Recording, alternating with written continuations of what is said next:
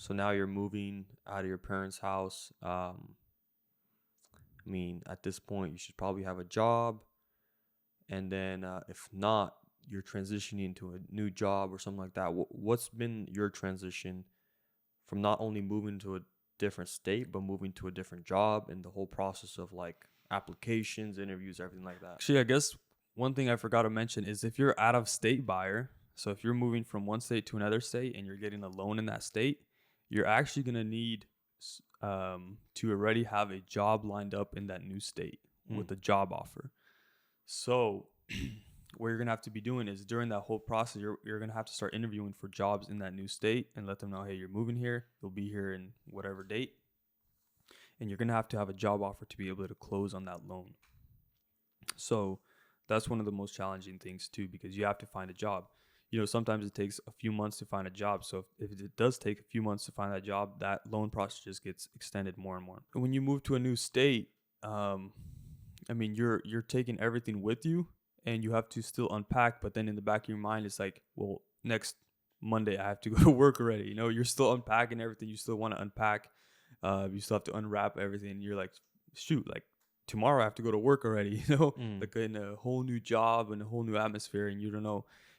Mostly the biggest struggles is just the unknown. You don't know what it's gonna be like. You don't know what's gonna happen. So, Yeah. but you just gotta navigate through that. Yeah. And then what about, so you recently started a new job. What has been basically, how did you even find these jobs? What is it like looking for a new job? And then how did you make your resume and everything like that?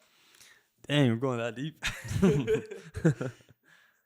Yeah. So recently I got a new job as a loan officer, and one of the biggest reasons I got this new job was because of um the situation I went through with our loan. When we were getting our loan, it was just super complicated, and so I got this new job as a loan officer because I wanna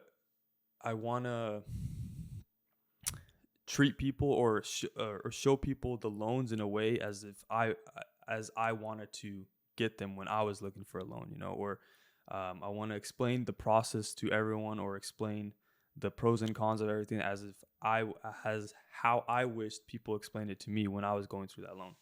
Yeah. So that's the main reason I got that new job. But yeah, just have a solid resume.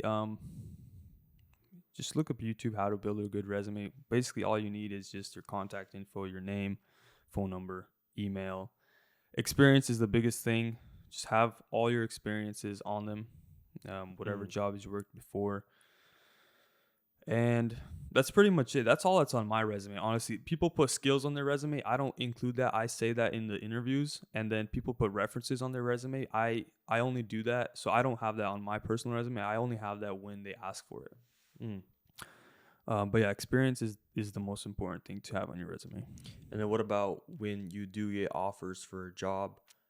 You had a situation where a job offered, or a business offered you a role, right? And it was a pretty high paying job, but you chose to go with the loan officer. Go through that situation. Yeah. So what happened? So pretty much, I applied for as many jobs as I possibly could. I think my Indeed account, I applied for 60 jobs. And I recommend this to everyone because if you get tied up on one job and you only apply for one job, you're going to be really devastated and waste a lot of time when that job does not hire you, Right. or just completely does not even look at your resume.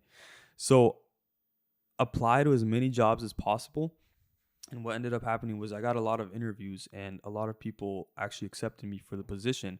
But you have to look at it and say, all right, which one of these is going to be the best for my scenario? And so that job that David was talking about, they offered me a very high salary and commission, but the loan officer thing, I felt more. So in loan officing, you could actually make the same amount of money or more, but it just takes a little bit more than what this first company was offering me. It takes a lot longer for loan officing, or a little bit longer in loan officing to get to that amount. But I see loan officing as more of a career, Mm. and that's something I'm looking for in this stage of my life right now. So I see it more of as a career and something that I actually enjoy doing, because throughout the whole entire loan process, like I was so like Stressed. stressed, but I also really enjoyed everything that I was talking about with the loan officers. And it was also captivating to me, and I really enjoyed it.